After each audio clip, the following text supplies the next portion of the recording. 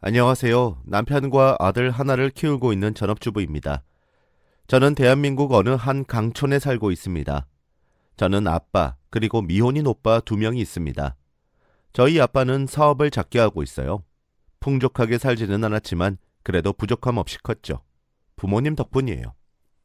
저희 아빠는 몸이 조금 불편하세요. 청각장애 4급 정도 되십니다. 언어 소통도 서투르세요.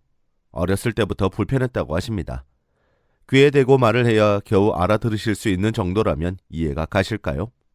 그래서 그 여자가 그 짓거리를 하는 게 가능했던 거였죠. 그 여자가 한 그 충격적인 짓 때문에 평범하고 단란했던 저희 집안은 완전히 풍비박산이 나버렸습니다.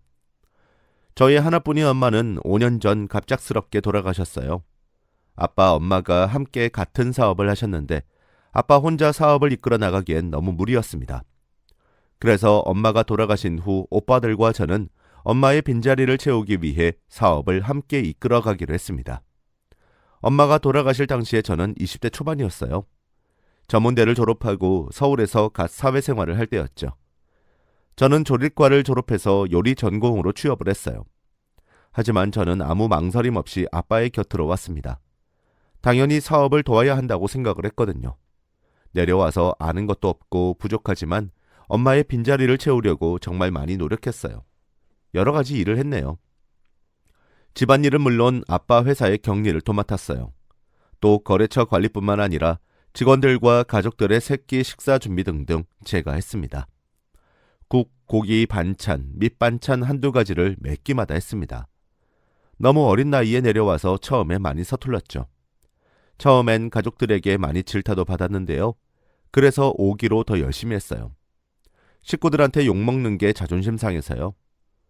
5년 전 어느 날 큰오빠에게서 연락이 왔어요. 엄마가 위독하시다고요. 거짓말인 줄 알았어요. 그때 온몸이 떨리더라고요. 거리가 있어서 당일엔 못 가고 다음날 아침 병원으로 갔어요. 엄마는 중환자실에 계셨습니다. 뇌출혈이라고 하더군요. 돌아가시기 몇 년 전 심장 판막 수술을 받은 적이 있으셔서 그 후로 매일 아스피린을 드시고 계셨기에 지혈이 되지 않아 수술조차 시도도 못 하셨어요. 의사 선생님 말로는 수술하면 더 위험하다고 하셨죠. 그 후 뇌사 판정을 받았습니다. 매일 하루에 한 번씩 머리 CT를 찍었지만 기적은 없더라고요. 엄마 돌아가시기 전 엄마 얼굴 한 번이라도 더 보고 싶어서 면회실에서 먹고 자며 4시간마다 엄마를 봤었습니다. 친척들도 다 들어오시고 그러셨어요. 감사하더라고요. 제 친구도 와주었고요. 그날도 면회실에서 면회 시간을 기다리고 있었어요.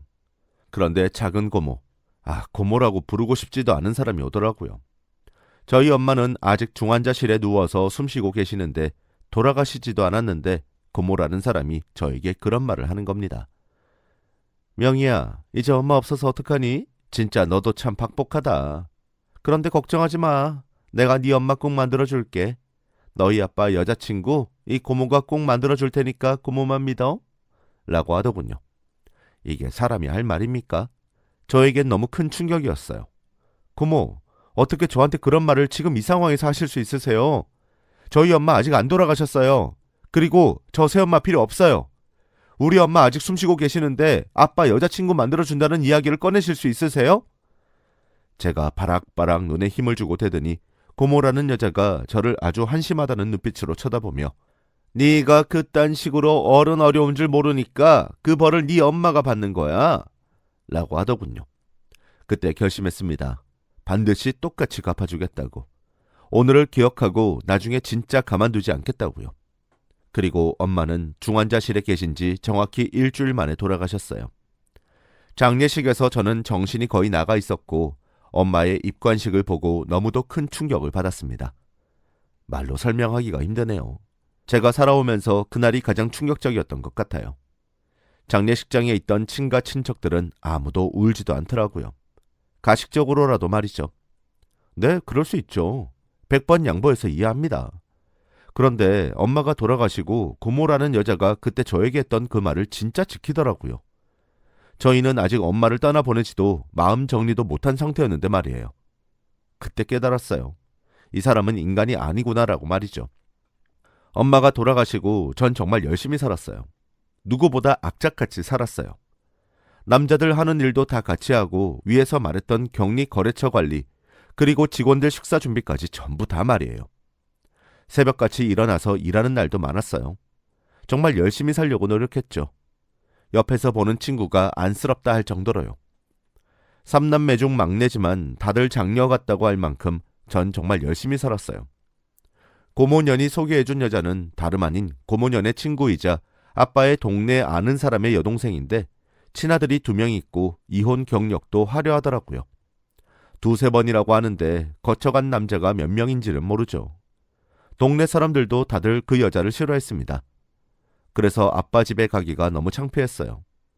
그 여자는 아빠와 결혼하기 전 아빠에게 차 한 대 뽑아줘라, 사업은 돕지 않겠다, 그러니 돈 관리는 본인이 다 하겠다, 생활비는 1,000만 원 이상 줘라 등등의 개소리를 시작하는 겁니다. 아, 진짜로 아빠가 결혼 전 그 여자한테 갖다 바친 돈이 제가 아는 것만 해도 5천 이상은 됐습니다. 오빠랑 저는 엄마 아빠가 사업하면서 만들어 놓은 빚 갚겠다고 어린 나이에 아등바등 살고 있었는데 아빠는 그 여자한테 돈 갖다 줄 궁리만 하시더라고요. 어느 날은 아빠가 저한테 꽤 큰 돈을 현금으로 인출해 오라고 하더라고요. 알고 봤더니 그 여자가 아빠의 아이를 가졌는데 아직 결혼 전이고 본인 나이에 애를 낳으면 몸매 망가진다고 아이를 지우는 수술을 했더군요. 또 어느 날은 법인카드 한도 초과가 되어서 놀라서 사용 내역을 봤더니 그 여자 명품 백을 사줬더라고요. 우리 엄마 살아생전 단 한 번도 우리 엄마한테 선물한 적 없던 아빠가 말이죠. 제가 아빠한테 어떻게 그럴 수가 있냐, 우리가 부자도 아니고 아직 빚도 많은데 왜 결혼도 안 한 여자한테 그렇게 미쳐서 돈지랄을 하냐고 따지니 저희 아빠는 이렇게 대답하시더군요. 그럼 결혼하면 되잖아 라고요. 그러면서 아빠가 사랑하는 사람한테 돈 쓰는 게 그렇게 아깝냐고 저한테 불효 막심한년이라고 하시더군요. 저희 아빠 저 치과 치료비 40만 원 견적 나왔을 때 왜 이렇게 비싸냐며 노발대발하셨던 사람입니다. 진짜 서럽더라고요. 아빠가 사랑하는 사람은 그 여자뿐인 것 같아서요. 오빠들과 저는 그때 한 달 월급 겨우 100만 원만 받고 일했습니다. 우리 직원들은 새우 250 이상 주었지만요. 일단 회사 빚을 갚는 게 우선이라고 생각했으니까요. 아, 진짜 너무 열이 받아서 아빠가 그년 때문에 쓴 병원비, 카드값 모두 아빠 월급에서 까버렸습니다. 제 마음대로요. 김장하는 날이었어요. 아빠가 그 여자한테 김치 한 통을 갖다 주자고 하시는데 너무 화가 나더라고요. 우리 외가 친척들이 다 오셔서 우리 김장 다 도와주셨는데 아빠는 고맙다는 인사 하나 없었으면서 말이에요. 그래서 아빠한테 큰 소리로 제정신이냐고 절대 못 준다고 소리를 질렀어요. 그랬더니 아빠가 제 뺨을 때리셨습니다. 오빠들은 그때 집에 없어서 아빠가 손찌검을 한 겁니다. 오빠들이 있었으면 아빠는 절대 저 못 건드리시거든요. 그리고 저는 집을 나가버렸습니다. 제가 집을 나간 사이 그 여자가 우리 동네에 왔습니다. 그리고 며칠 뒤 아빠 친구분께서 저한테 전화를 했어요. 아빠가 그 여자와 동사무소에 왔다고, 그때 당시엔 혼인신고서를 쓰러 간 건 줄 알았습니다. 그런데 우연히 아빠 차 안에서 그 날짜에 부동산 등기를 발견했습니다.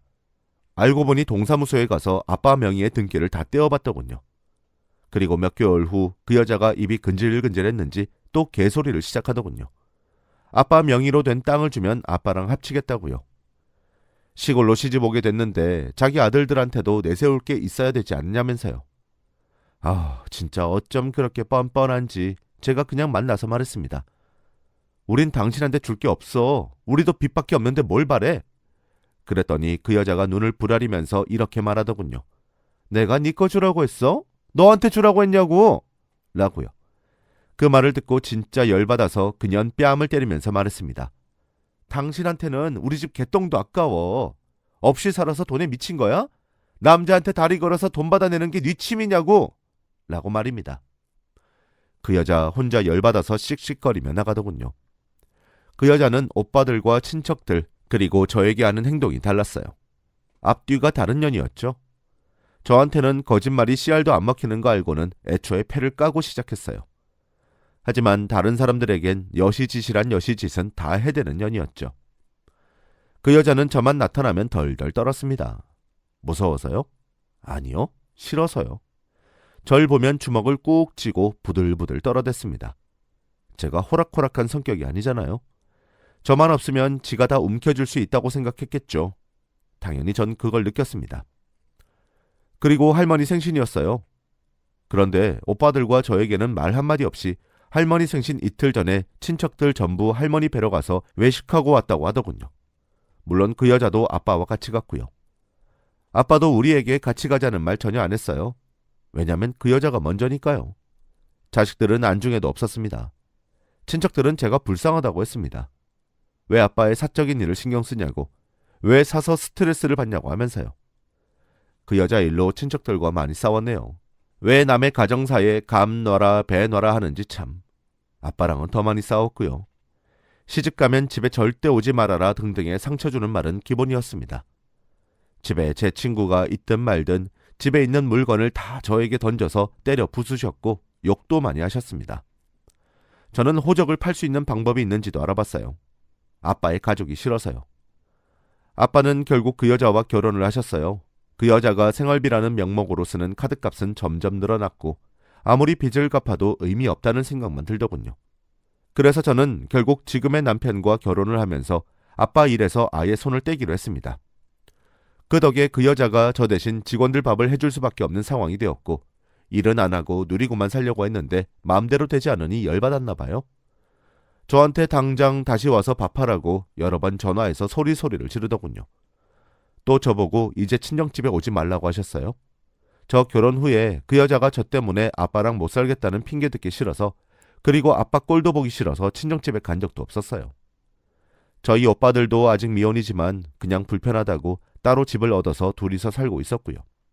더러워서 안 간다고 했습니다. 그리고 정말 결혼 3년 동안 단 한 번도 친정에 간 적이 없었어요.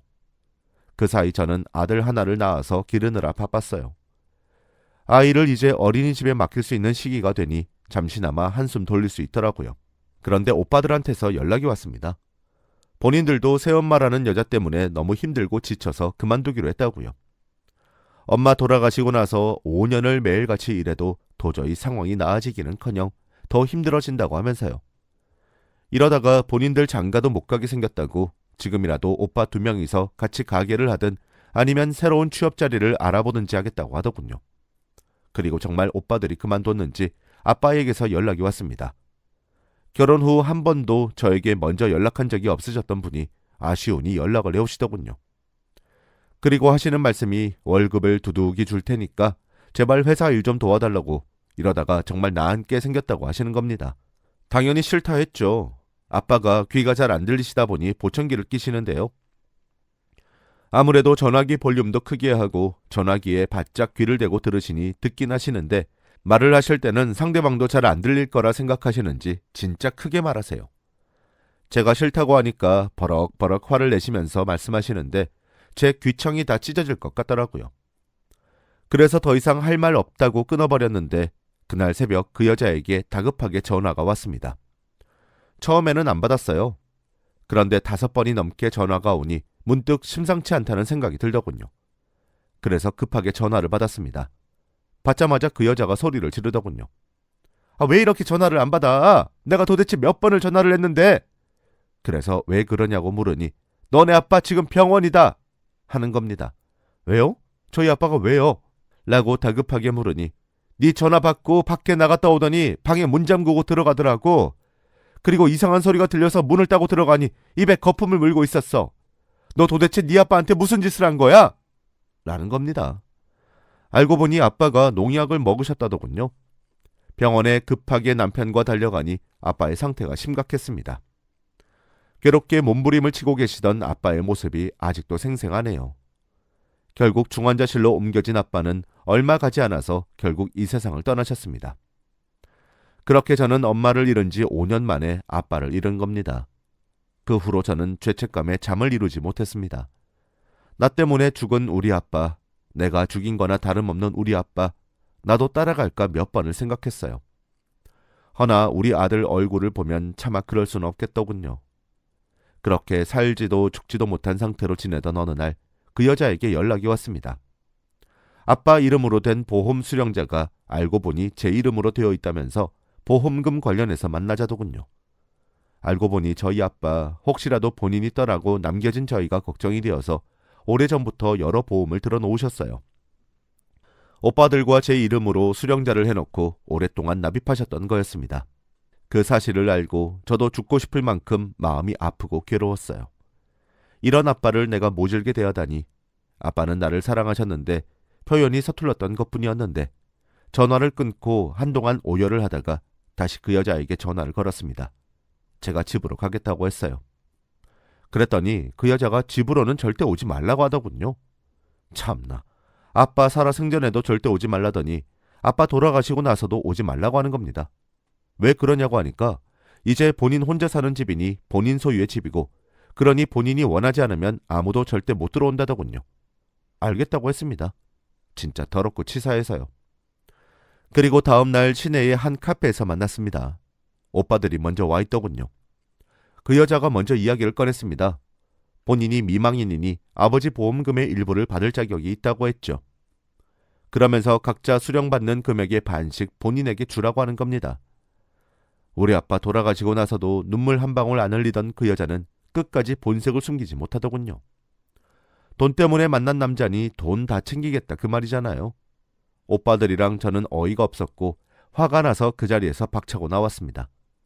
아무리 사람이 악하다고 한들 이것보다 악할까 싶었어요. 박차고 일어나면서 우리 아빠 유품 우리가 정리해야겠다고 집에 같이 가자고 했습니다. 그랬더니 죽어도 안 된다더군요. 이제 본인 집이라고요. 그래도 저희 오빠들과 저는 친정집으로 바로 가서는 열쇠공을 불렀어요. 열쇠공이 오자 그 여자는 열쇠공한테 절대 이 문 열지 말라고, 내가 이 집 주인인데 이거 열면 내가 경찰에 신고해서 당신들 다 콩밥 먹일 거라고 소리소리를 지르더군요. 저희 오빠는 내가 이제 소유주 아들이니까 신경 쓰지 말고 열라고 했고요. 큰 오빠가 본인 주민등록증을 보여주면서 이거 보라고, 내가 여기 사는 사람 맞지 않냐고 말했습니다. 물론 지금은 다른 곳에서 살고 있지만 주민등록증은 그 집에 살 때 만든 거라 주소가 그 집으로 되어 있었거든요. 열쇠공은 주민등록증을 보고는 안도를 하고 바로 문을 열었습니다. 문을 열자 그 여자가 소리를 지르며 절대 이 집에 못 들어간다고 아예 들어 눕더라고요. 그 여자를 끌어내고 오빠들과 제가 들어갔는데 현관에 신발들이 아주 엉켜서 난리더군요. 남자 신발들이 많은 걸 보니 아빠 신발들 같았어요. 처음 보는 신발들이었습니다. 그래, 내가 아빠를 찾아뵙지 않은 지가 오래됐으니 그럴 법도 하지 하고 거실로 들어갔어요. 제가 마지막으로 갔을 때는 아빠랑 그 여자가 나름 신혼이라고 둘이서 찍은 사진들을 여기저기에 걸어 놓으셨는데 그런 사진 액자들은 하나도 보이지 않더군요. 이 여자 아빠가 죽고 나서 아예 다 버렸구나 싶어서 눈물이 났습니다. 아빠의 흔적이 거실에는 없었어요. 그런데 우리가 안방으로 들어가려 하니까 갑자기 그 여자가 온몸으로 방문을 막으면서 여기는 절대 들어오지 말라고 하더군요. 아빠 유품들은 이미 다 정리됐고 여기는 본인 물건들만 있으니까 들어가지 말라고요. 저랑 저희 오빠들은 점점 더 이상한 느낌이 들었습니다. 왜 이렇게 집에 들어오지 말라고 하고 절대 안방에 들어오지 말라고 할까? 뭐라도 숨겨놨나? 그래도 안방으로 들어갔는데 안방 침대에 베개도 하나뿐이고 아빠가 살아생전 쓰시던 책상이 안방에 있었는데 그것도 없어졌더라고요. 그 여자 화장대만 덩그러니 있을 뿐이었죠. 저는 아빠랑 이 집에서 살았던 때가 생각이 나서, 그리고 엄마도 함께 계셨던 때가 생각이 나서 눈물을 흘리기 시작했고 오빠들도 눈물이 고인 상태로 저를 안아줬습니다. 그렇게 저희는 그 집에서 나와 각자의 집으로 돌아갔습니다. 그리고 며칠 뒤 큰오빠에게서 연락이 왔습니다. 본인이 생각해봤는데 아무리 생각해도 이상하다고 가서 확인을 해봐야겠다고 하더군요.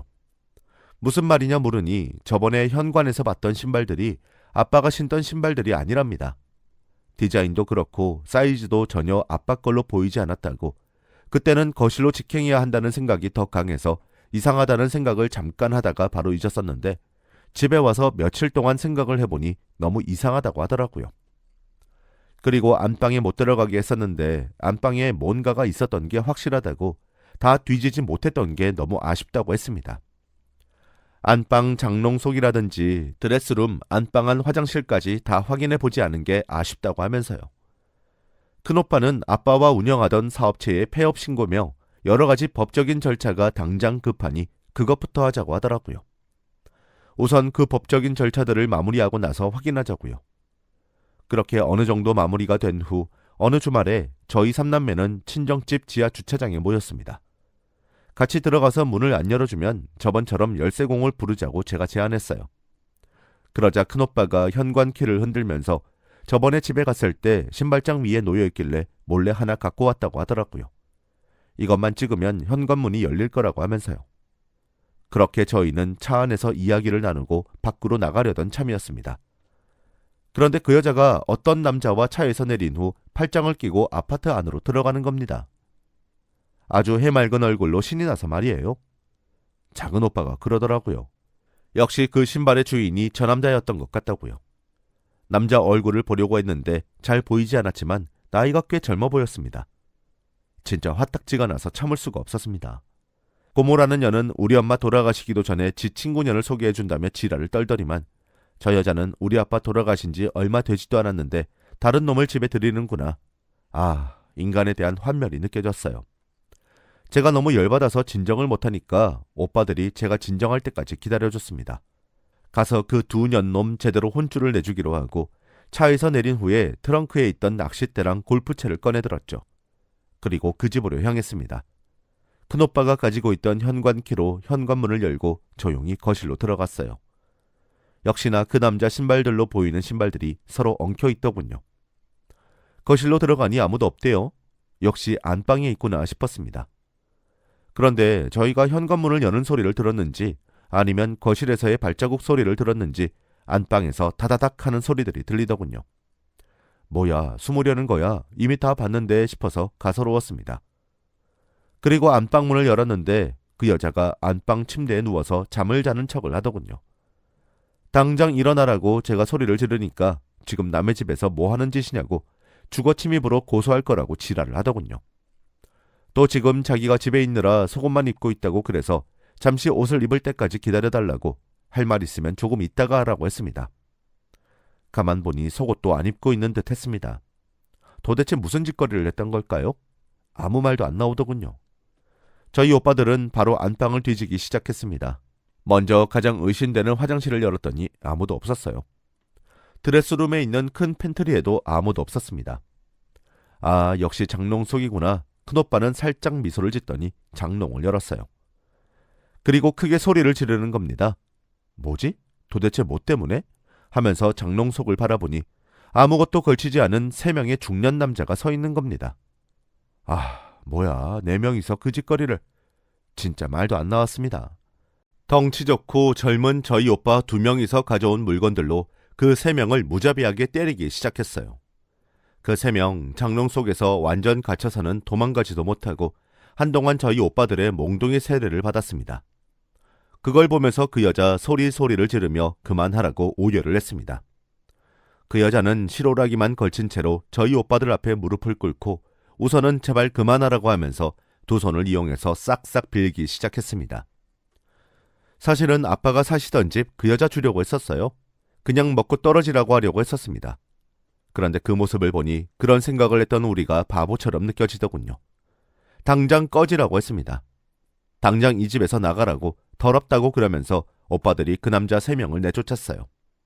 물론 옷은 주지 않았습니다. 그 모습을 보면서 그 여자는 그저 울고만 있었고요. 그런데 그 3명의 남자 중 한 명이 옷 내놓으라고 소리를 지르면서 충격적인 말을 하기 시작하는 겁니다. 저 여자를 내쫓아야지 왜 본인들을 내쫓느냐고 하는 겁니다. 저 여자가 니들 애비도 죽인 여자라고 하는 겁니다. 무슨 말이냐고 물으니 저 여자가 우리 아빠에게 억지로 농약을 먹였답니다. 수면제를 먹이고 나서 입으로 농약을 흘려넣은 거라고 본인들에게 그렇게 말해줬다고 본인들은 저 여자가 이 집에 초대해서 온 것뿐이라고 그러자 그 여자가 아니야, 아니잖아요. 왜 그런 거짓말을 해요? 아니야, 나 안 그랬어. 라고 하더군요. 뭐가 아니야. 네가 오늘 우리한테 그렇게 말해줬잖아. 나도 솔직히 식겁했어. 그 말 듣고 우리도 네가 어떻게 할까봐. 그래서 오늘까지만 오고 다시는 안 오려고 했는데 아, 이게 무슨 꼴이야. 진짜 재수가 없어도 이렇게 재수가 없냐. 저는 당신들 정말 여기 오늘 처음 온 거냐고 했더니 처음은 아니다. 이번이 3번째라고 하더군요. 그 남자들이 하는 말들은 모두 일치했고 진실인 것 같았습니다. 저는 바로 경찰을 불렀어요. 그리고 그 남자들에게 경찰에게 솔직히 진술하면 옷을 다시 돌려주겠다고 했습니다. 오늘 본 것들은 경찰에게 이야기 안 할 테니 단지 이 여자에게 들었던 우리 아빠에 관한 것들에 대해서 진술해 줄 것을 약속해달라 했어요. 만약 그렇게 하지 않으면 우리 아빠 명의의 집이고 이 여자는 법적 혼인 관계가 아니니 내가 당신들을 주거 침입죄로 고소하겠다고 협박했습니다. 그러니까 알겠다고 하더군요. 그리고 경찰이 왔어요. 그리고 그 여자와 그 남자 셋, 그리고 저희 3남매 모두 경찰서에 갔습니다. 그 여자에게 솔직하게 한번 말하라고 했어요. 그 여자 죽어도 아니랍니다. 결국 경찰은 조사에 들어갔고 그 여자가 아빠 집 근처 마트에서 농약을 사는 모습이 찍힌 CCTV를 발견했습니다. 그런데 그 여자가 진짜 그랬다는 증거가 부족하다는 이유로 수사가 종결됐어요. 세상에 어떻게 이럴 수가 있는지 증언도 있고 증거도 있는데 그 여자가 우리 아빠에게 직접적으로 그랬다는 증거가 부족하다는 겁니다. 이게 말이 됩니까? 앞으로 이 여자에게 어떻게 복수를 해야 할지, 어떻게 살아가야 할지 도저히 아무것도 알 수가 없는 상태입니다. 억울하고 분통합니다. 이 여자를 소개해준 고모가 너무 원망스럽습니다. 저 가만 안 있을 겁니다. 고모도 그 여자도 그 여자 아들 2명도 제가 어떻게든 박살낼 겁니다. 제 사연은 여기까지입니다. 들어주셔서 감사합니다. 주셔서 감사합니다.